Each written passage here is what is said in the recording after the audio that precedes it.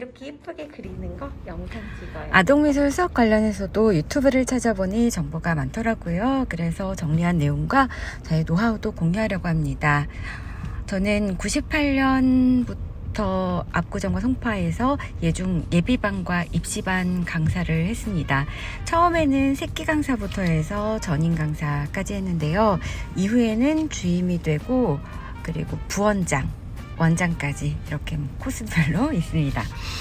먼저 하신 선생님들께 학부모님 상담과 학생 상담, 전화 걸 때 어떻게 해야 되는지 그런 노하우들을 배울 수 있었는데요. 인턴처럼 지낸 겁니다. 제가 다녔던 학원이고 같은 원장 선생님과 선생님들이셔서 조금 편안하기도 했지만 계속 그 입시가 점점 시간이 지날수록 수준이 향상된다는 걸 느낄 수 있었고요. 많은 분들이 그렇게 하시겠지만 전화 상담을 할 때는 가급적이면 A4용지 꺼내놓고 메모하시면서 하시는 게 좋습니다. 그리고 어떤 말을 해야 할지 처음에는 연습도 해보고 정리를 글로 적어서 하시는 게 좋아요. 처음이 19살 때니까 전화 상담도 너무 힘들었는데요. 글로 다 적어놓고 하니 그나마 나았고요. 할수록 좋아지는 거 느꼈고 얼굴을 마주 보고 이야기하는 것보다 전화가 더 힘들더라고요. 그리고 약간 어머님들도 포스가 있으셔서 어렵게 느껴질 때가 있는데 학생에 대한 마음은 같은 마음인 거잖아요. 사랑하는 마음은 같으니 그에 대한 이야기, 그리고 나는 미술 분야에서 그래도 조금 더 전문적인 지식과 스킬, 노하우를 가지고 있다라는 거 생각하면서 그 부분에 대한 이야기들만 하시면 됩니다. 그리고 어머니들께는 학생에 대한 그런 개별적인 개인적인 성향들을 미리 알아두시면 좋아요. 학생 개개인별로 정말 다 특징이 다르거든요. 그런데 어머니들은 그에 대해서 파악하고 계시는 것들이 확실히 많으니까 그에 대해서 사랑하는 마음 갖고 아이들에 대해서 서로 알고 있는 노하우들 공유하면 된다고 생각하시면 될 것 같습니다. 네, 어머니들과 아이들에 대한 사랑이 같습니다. 그리고 목표가 같아요. 미술을 잘 그리고 좋아하게끔, 그리고 이 시간 아이가 행복하게끔, 그리고 바르게 성장하게끔 가르쳐야지. 미술 교육도 중요하지만 그 외에 또 다른 것들도 중요하잖아요. 건강하고 행복하게 커갈 수 있게요.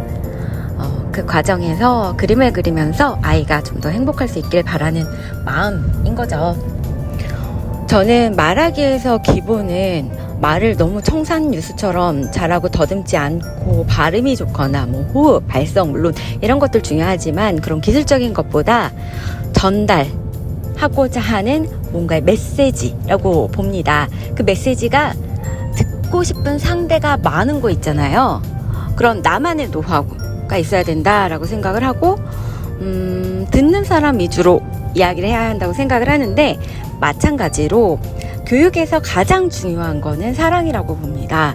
사랑과 관심이 있으면 저절로 해결되는 부분들이 많은 것 같지만 사랑과 관심이 없으면 정말 이거는 도저히 말 안 하시는 게 좋다라고 얘기를 하는 게 저희 미술학원도 좀 스파르타식이었거든요.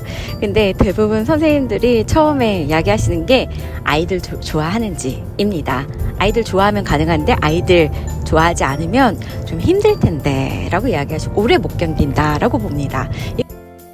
저는 상담을 할 때도 길게 봐요. 지금 98년에 만난 학생이 SNS로도 계속 연락을 하고 있어서 아이가 어떻게 커가는지 저도 보고 행복하게 이모 마음으로 좋아요 누르고 있거든요.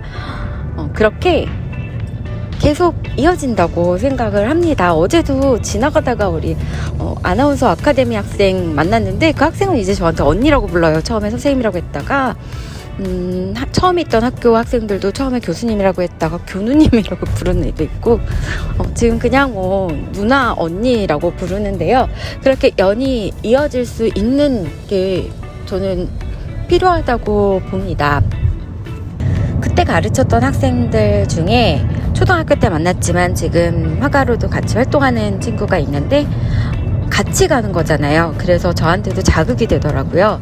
그리고 학생들이 어떻게 제가 하고 있는지 계속 보고 있으니까 그런 자극 또 저를 더 발전시키게 하는 힘이 되기도 한다고 생각을 합니다. 예를 들어서 예중 입시 때 같이 수업을 했던 제가 맡았던 학생이 예고 때 저를 다시 찾아와서 어머니와 함께 돈은 얼마든지 드리겠으니 제 시간에 다 맞출 수 있으니 과외를 해달라고 요청하신 경우가 있었습니다.